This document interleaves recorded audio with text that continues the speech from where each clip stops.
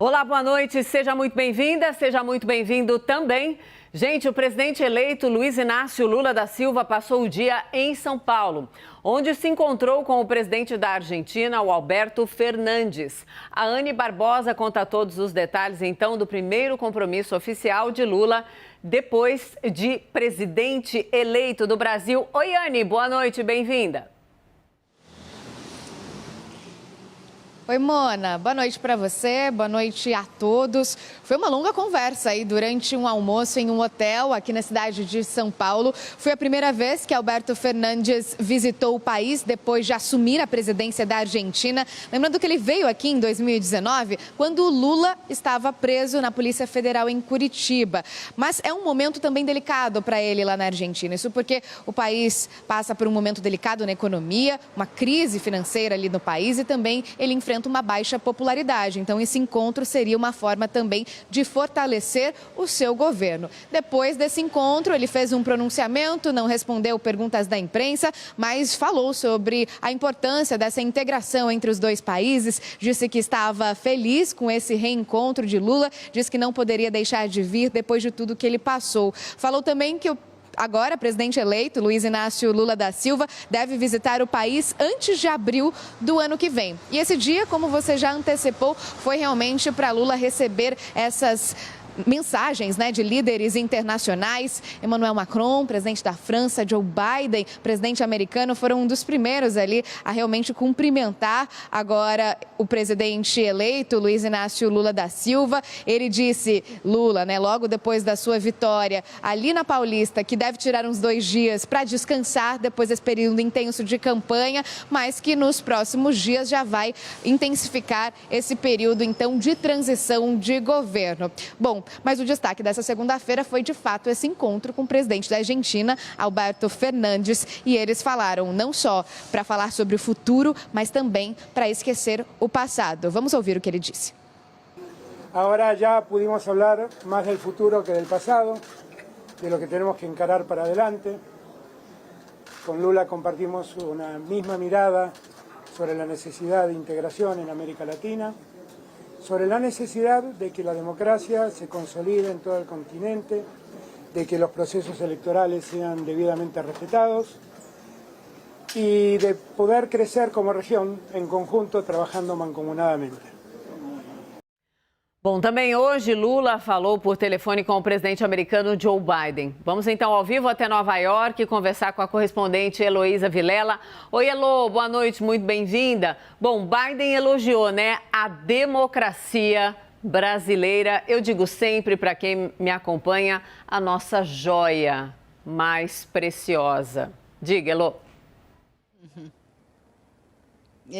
Exatamente, e falou sobre isso no telefonema, dizendo que a democracia brasileira deu sinais de ser forte, As instituições conseguiram trabalhar bem e realizar eleições livres, limpas, confiáveis. Então, esse foi o tom da conversa de 20 minutos, uma conversa que aconteceu antes que o resultado fizesse 24 horas, ou seja, Biden fez questão de falar rapidamente com o presidente eleito do Brasil e também disse que, entre outros assuntos, conversou sobre segurança alimentar, necessidade de trabalharem juntos para combater o aquecimento global, que é um tema central da plataforma de todos os dois, a gente pode dizer, e também de tratar dos problemas da migração no nosso hemisfério.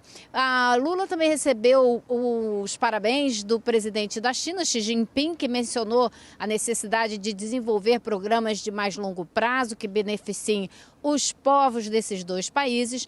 Também foi parabenizado por Vladimir Putin, da Rússia. Hoje recebeu também os parabéns do presidente de Israel, que relembrou uma visita de Lula ao país quando ele ainda era presidente, no mandato anterior dele, e falou que os dois países precisam trabalhar juntos também para combater o problema do aquecimento global. Esse tem sido um tema recorrente nas conversas e nos parabéns, nos votos de bom governo que ele tem recebido. E ele também conversou por telefone com Emmanuel Macron, da França. Foi um telefonema até filmado. Macron fez questão de mostrar ao mundo nas suas mídias sociais a conversa que teve quando se mostrou muito feliz com o resultado da eleição e de falar com Lula a respeito disso. Na nossa região, uma região a qual o Brasil dá muita importância, né? O governo brasileiro agora eleito, a Lula falou disso no discurso, ele também recebeu os parabéns dos vizinhos e, assim, vizinhos que a gente pode considerar que estão no extremo direito do espectro político, como o Guilherme Lasso, do Equador, aos que estão mais no extremo esquerdo desse espectro político, como o presidente da Colômbia, Gustavo Petro. Eu volto com você.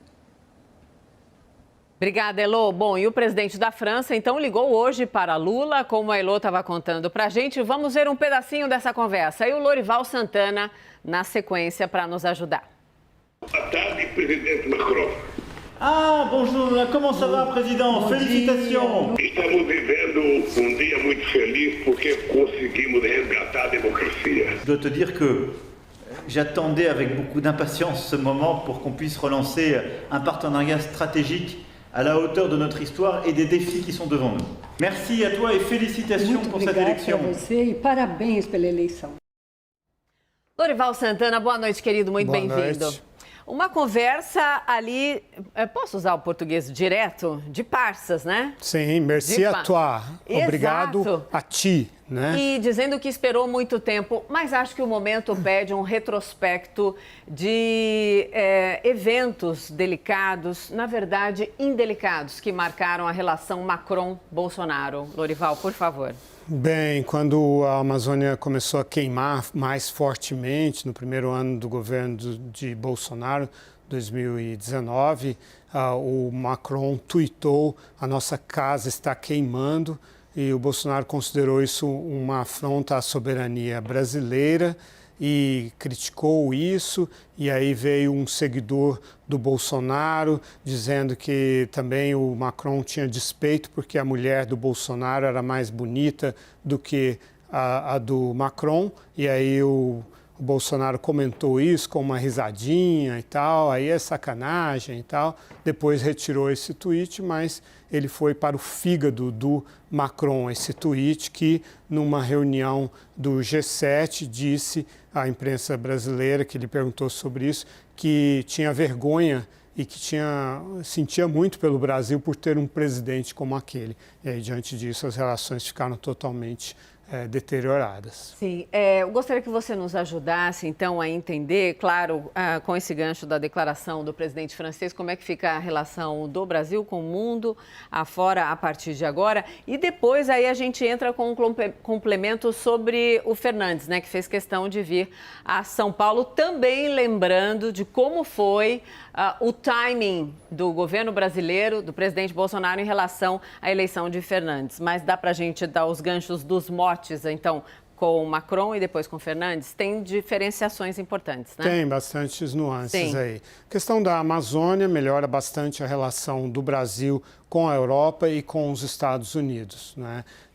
O Brasil passa a ter um outro discurso não defensivo com relação ao desmatamento, às queimadas, mas se engaja num esforço que o presidente Lula já fez e que reduziu o desmatamento entre 2004 e até 2012, até o início ali do governo da Dilma Rousseff, e ele se compromete a fazer isso novamente. Isso ajuda até no plano comercial, diante das ameaças que nós sofremos de ter nossos produtos associados ao desmatamento banidos, né?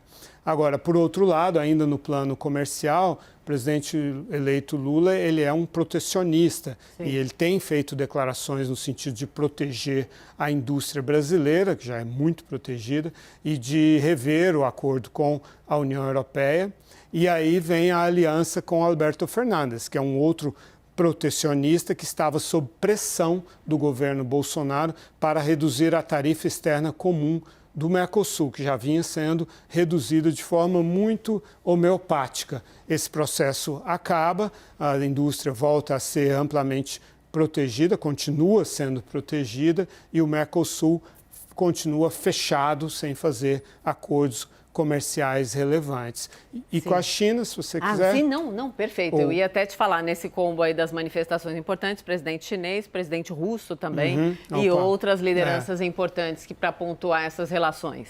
Sim, com a China há sempre o pragmatismo de todas as relações com todos os países, então não é que as atitudes do presidente Bolsonaro e o isolamento que essas atitudes o levou tendem a acabar, então, o comércio continua. Mas há uma falta de fluidez que nós vimos na questão da entrega dos princípios ativos para as vacinas, porque o presidente Bolsonaro falou contra as vacinas chinesas e também colocou em dúvida dizer que a origem da Covid poderia ter sido proposital, ele e aliados dele e filhos fizeram declarações nesse sentido. Em contrapartida, o Lula tem a tendência a ter uma boa relação com a China, até como contrapeso ao poder dos Estados Unidos, porque vamos lembrar que a esquerda brasileira e o Lula são bastante anti-americanos. Com relação à Rússia, não muda nada, por razões diferentes, tanto o Bolsonaro quanto o Lula têm uma visão simpática do Vladimir Putin. E hoje estava conversando com o Lori também